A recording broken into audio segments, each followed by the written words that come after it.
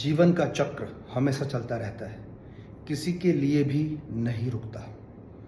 कितना भी प्रिय, कितना भी निकट व्यक्ति हमसे बिछुड़ जाए, लेकिन फिर भी यह जीवन चक्र चलता रहता है। ये इसकी अखंड सच्चाई है, अखंड सत्यता है। दिल में कितना भी क्षोभ क्यों ना हो, कितना भी दुख क्यों ना हो, लेकिन हमें वो नित्य प्रति के कार्य करने ही पड़ते हैं। और यही श्रीमद् भगवत गीता में भगवान कृष्ण ने कहा है कि हमें अपने कर्तव्य कर्म पर ध्यान देना है।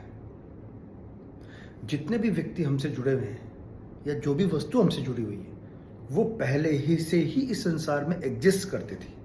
वो कहते हैं ना कि क्या लेकर जाएगा, क्या लेके आया था। ये सच्चाई है। हम कुछ भी लेकर नहीं आए और कुछ भी लेकर नहीं जाएंगे। वो जितने भी भौतिक सुख संसाधन या व्यक्ति हमसे जुड़े हैं, हमारे पास हैं, वो ऑलरेडी इस संसार में एग्जिस्ट करते थे वो यहाँ। ये आधिपत्य बदलता रहता है, यानी आज मेरे पास है, कल को किसी और के पास है, परसों किसी और के पास है। फॉर्म बदलती रहती है, लेकिन वो वस्तुएं सूक्ष्म रूप में यहाँ एग्जिस्ट करती हैं। इसीलिए किसी भी व्यक्ति के कारण जीवन को छोड़ा नहीं जा सकता। ये अखंड सत्य है।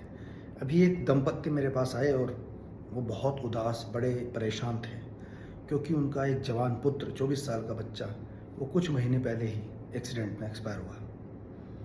वो उससे बाहर ही नहीं आ पाए उस दुख से, क्योंकि ये बहुत बड़ा दुख है।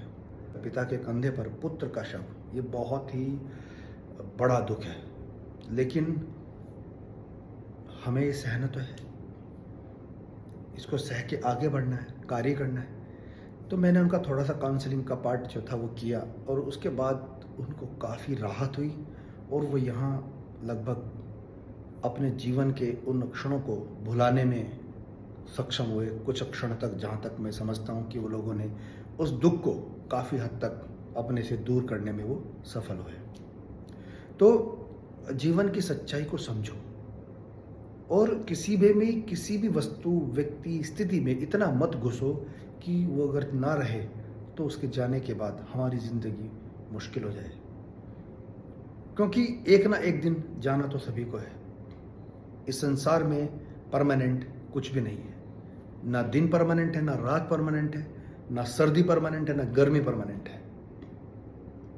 प्रकृति हमें सिखा रही है अक्षर, कुछ भी परमानेंट नहीं है, कुछ भी स्थायी नहीं है। तो हमें किसी भी वस्तु, व्यक्ति या स्थिति में इतना घुसना नहीं है कि हम उस पर डिपेंडेंट हो जाए।